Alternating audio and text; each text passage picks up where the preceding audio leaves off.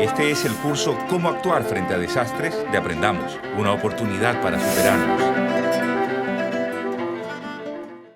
Hola, bienvenidos a un nuevo capítulo del curso Cómo actuar frente a desastres de Aprendamos, una oportunidad para superarnos.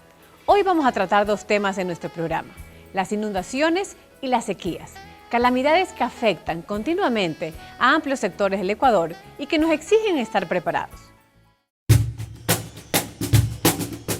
Aprendamos, una oportunidad para superarnos. Las inundaciones están entre los desastres más frecuentes en invierno y con más fuerza durante el fenómeno del Niño. Se trata de un evento natural que deja temporalmente bajo el agua amplios territorios.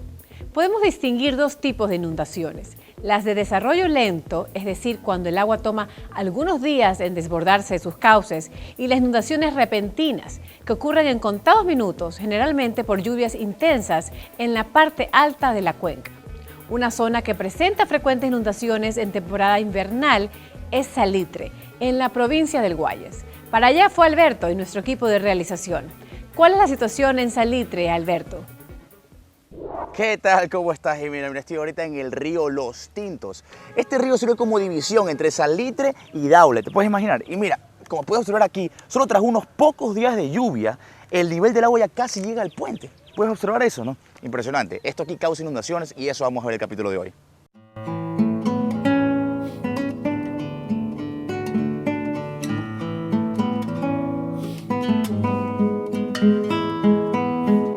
Cuando llueve torrencialmente, el caudal de los ríos se desborda por su cauce.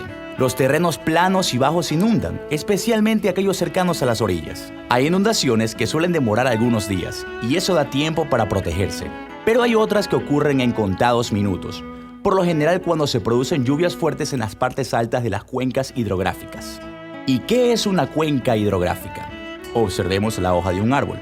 Los bordes de la hoja representan los límites de la cuenca. Digamos que el nervio central es el río principal y los nervios laterales son ríos y esteros más chicos, que llevan sus aguas al río principal. Este río principal desemboca, a su vez, en otro más grande, y de esa forma se van creando inmensas cuencas hidrográficas, como la del río Guayas, por ejemplo. Es peligroso construir casas al nivel del río, o peor aún, más abajo del nivel del agua, ya que el agua, cuando hay inundación, se les puede ingresar en su hogar.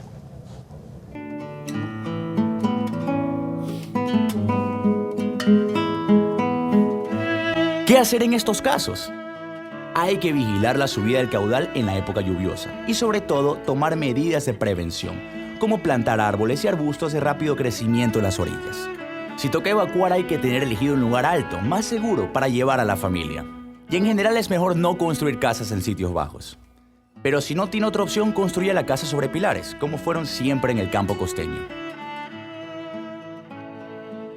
En estos lugares donde sufren de inundaciones, este tipo de casas sobre pilares son las más adecuadas para separar más el nivel del agua y la casa. Hoy nos encontramos en el recinto Santa Margarita de la Parroquia General Bernaza. Okay.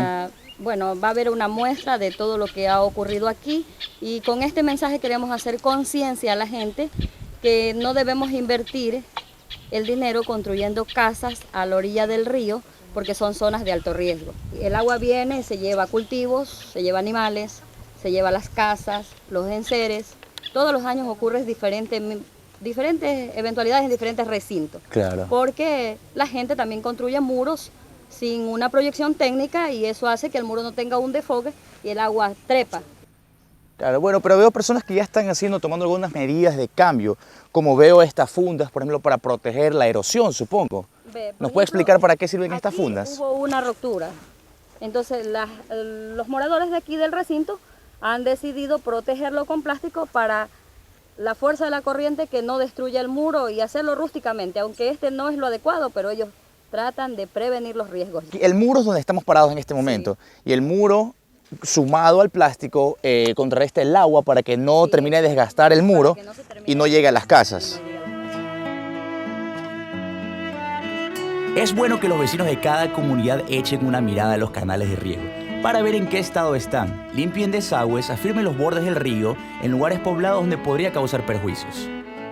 Cuando la inundación pasa, hay que recorrer la vivienda para ver los daños y repararla.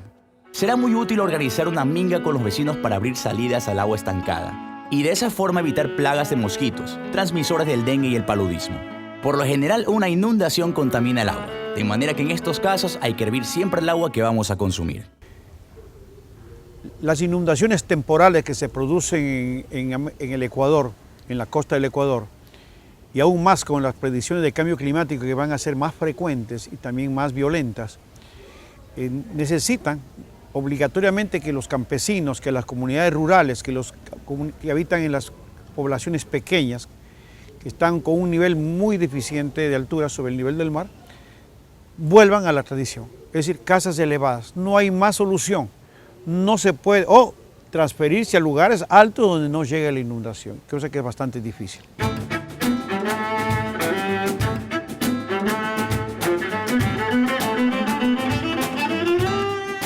Está viendo el curso Cómo actuar frente a desastres de Aprendamos, un aporte de la muy ilustre Municipalidad de Guayaquil en alianza con canales de televisión de señal abierta y Aviosuper, Fundación Ecuador y Universidad Casagrande, para la necesaria formación de una cultura de la prevención en nuestro país. Recuerde que podemos reducir los riesgos haciendo trabajo comunitario para limpiar canales, esteros, ductos de aguas lluvias, plantando árboles y arbustos de rápido crecimiento en ríos y quebradas.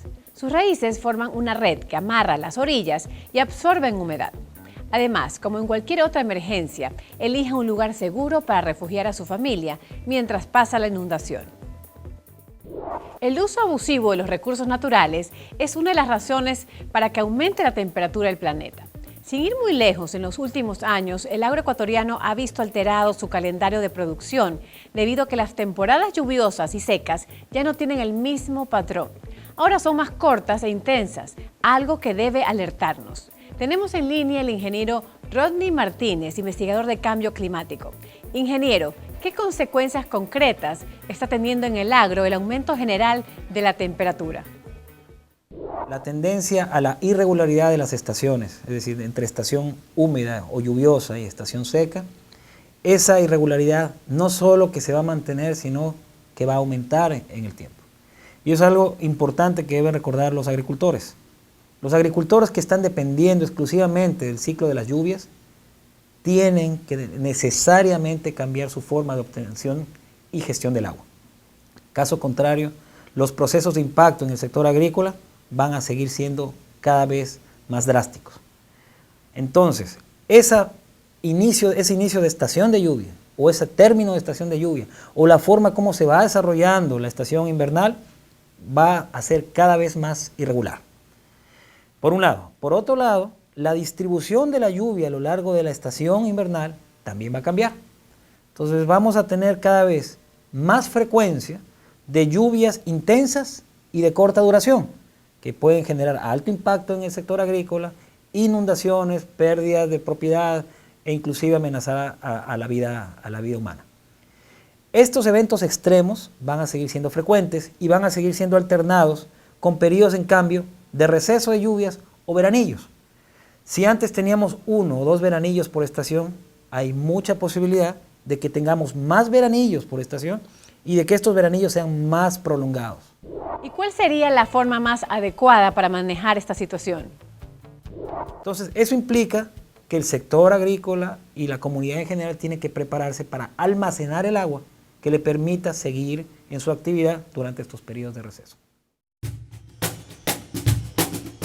Aprendamos, una oportunidad para superarnos.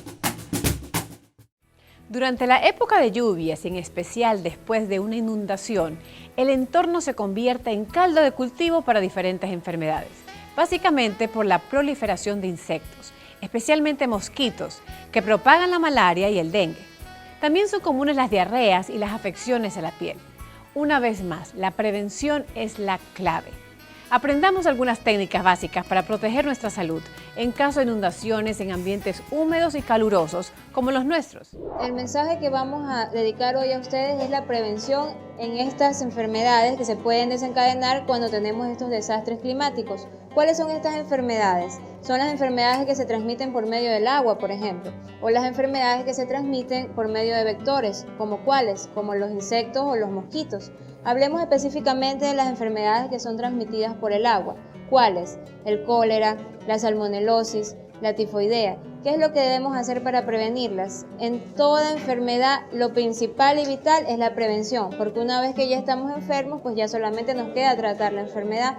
¿Cómo van a prevenir a ustedes estas enfermedades que se transmiten por el agua? Pues en primer lugar, con un manejo adecuado del agua. Es importante que se ingiera un agua segura. Es importante para todos los habitantes de la familia, desde los más pequeñitos, que son nuestros niños, hasta los más adultos. ¿Cuál es el agua segura? Es aquella agua que ya ha sido sometida a procesos de potabilización. Lo ideal sería que cada uno de nosotros tuviéramos en nuestras casas unas reservas de agua. ¿Por qué? Porque estamos viendo que podrían ocurrir estos fenómenos. Entonces lo ideal es que ustedes guarden agua segura, pomas, botellones de agua, ¿sí? Si ya no la tienen y estamos ya en la presencia del desastre, pues tratar de que el agua que tengamos sea lo más accesible y lo más segura para el consumo humano. En este caso, con el cloro, por ejemplo, la puede usted hacer segura, o hirviendo el agua, que es una de las formas más baratas que tiene. También en esta época de desastre es necesario que usted tenga, si no tiene una cocina, aunque sea una hornilla eléctrica donde usted pueda hacer sus alimentos seguros, ¿sí? Otra forma importante de prevenir las enfermedades que se transmiten por el agua es con el adecuado aseo de las manos de la persona que va a manipular los alimentos que va a ingerir esa familia. Aunque ustedes no lo crean, el simple hecho de que haya un adecuado aseo de sus manos va a salvarlos de muchas enfermedades. Y si usted se salva de las enfermedades, su familia se salva de las enfermedades, estamos ayudando a que en la comunidad haya menos enfermedad. Pero tenemos que ser conscientes nosotros de que hay que empezar primero por nuestra casa y por nuestro hogar. Recordar también la importancia que tiene, por favor, que los alimentos estén bien cocidos, bien cocinados. De esa manera usted está eliminando virus y bacterias que pueden venir en esos alimentos. ¿Cómo se podría prevenir la diarrea, una infección estomacal? ¿Cómo usted evita que se produzca esta enfermedad? Teniendo un adecuado manejo de los alimentos. Pero ¿qué hacer si ya pasó y si ya el paciente, sea un niño, sea un adulto, tiene diarrea? Pues entonces lo principal es la hidratación. ¿Cómo usted va a hidratar a ese paciente? Recuerde usted que cada vez que ese paciente, sea niño o adulto, tenga una pérdida de líquido, sea por una diarrea o por un vómito, debe ser repuesto. En el caso de una epidemia, que estamos así, que no tenemos cómo hacerlo, no tenemos el suero oral, pero tenemos agua pura, que ya les indiqué cómo almacenarla en sus casas. Lo adecuado es que usted reponga, si es un paciente hasta un año, pues va a reponer 1 onza por cada vez que el paciente pierde en diarreas o en vómitos. Si ya tiene más de 1 año a 5 años, va a reponer 3 onzas cada vez que hace una deposición o un vómito. Y si ya el paciente tiene más de 5 años, pues repondrá de 4, 5, 6 onzas de acuerdo a la edad de ese paciente. Y recordar también que un paciente que está con diarreas no quiere decir que porque tenga diarreas vamos a dejar de alimentarlo. Si es un lactante menor, por ejemplo, aquel niño que tiene menos de 1 año, no se le debe suspender la lactancia materna, debe seguir lactando a ese paciente. No por el hecho de tener diarreas tiene que suspenderle la comida. La alimentación debe ser la adecuada dentro de las posibilidades, pero nunca se suspende la alimentación en un paciente con diarreas. Y lo vital es la hidratación. Si usted tiene un paciente con diarreas y lo tiene bien hidratado, ese paciente saldrá adelante. Si usted tiene un paciente con diarreas y no lo hidrata, pues ese paciente tendrá muy malos resultados. Aprendamos, una oportunidad para superarnos. El fenómeno inverso a las lluvias torrenciales e inundaciones que por lo general nos trae el fenómeno del niño o la niña es la sequía. Algunos sectores del país tienen que enfrentar casos críticos de sequía que por lógica afectan muy fuertemente a la agricultura y la ganadería. Frente a la escasez de lluvias se deben tomar medidas para acumular agua, tanto para el consumo humano como para el consumo animal e incluso para regadíos en pequeña escala. La sequía nos recuerda de forma dramática que debemos proteger las fuentes de agua. Nuestro equipo se fue a Balsar en la provincia del Guayas y en momentos de fuerte sequía en esa zona. Alberto, cuéntanos cómo está la situación por allá por la falta de lluvia. ¿Qué tal, Jimena? ¿Cómo estás? Mira, estamos en este momento en el pueblo de Balsar. Este aquí es un pueblo que se basa en la agricultura. Aquí atrás mío tengo el río Balsar, lleva el mismo nombre. Y toda esta área en este momento está sufriendo por sequías, así que vamos a conversar con algunos agricultores para que nos den un poco más información del tema. Síguenos.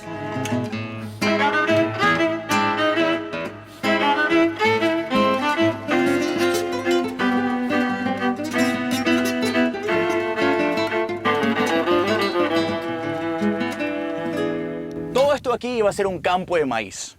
¿Y por qué digo iba? Porque como pueden observar, hasta aquí llegó el crecimiento de la matita. Todo esto aquí fue el producto de la sequía.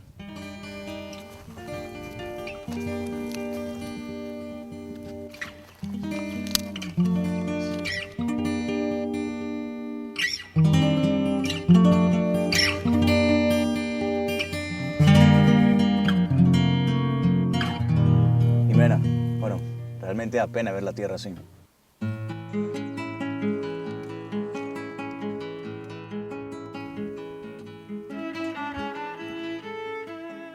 Mira, como usted acaba de ver, mi jefe, por la falta del agua, la falta de las lluvias, yo sembré todo esto por aquí sembré.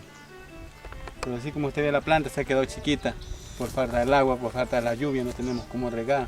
Y eso es todo, ya se acabó el invierno, se acabó todo. Tiene un mes que no llueve. Mire cómo está la planta. Ya se muere, ya no produce nada. Ya lo único, la solución que se puede tomar es regar. Como usted acaba de ver el río cerca, compró una bomba, unos cuantos metros de manguera y regar. Hacer un pozo profundo, un pozo con broca o un pozo con mano y sacar agua y regar de ahí por entre medias. Lo que pasa es que en este año se viene el invierno un poquito adelantado. Por aquí ya estaba lloviendo, al 10 de diciembre ya estaba lloviendo y nadie se percató de sembrar en esa época, porque no es hora de sembrar, no es hora del invierno. Nosotros estamos enseñados a sembrar los primeros días de enero. Esta sequía es demasiado, soles que arden que parece que lo queman a uno, hasta las hojas de la planta mismo se ven quemadas. Y no llueve para nada. Bueno, esto que tenemos aquí atrás es una albarrada. ¿Qué es una albarrada? Es un método que usan los agricultores para guardar, para almacenar agua de lluvia. Entonces, cuando hay momentos de sequía, esto aquí lo pueden utilizar para sus necesidades de agricultura o de ganadería. Y esto aquí que viene a ser como una reserva, hasta esto está sufriendo en momentos de sequía, así como pueden observar.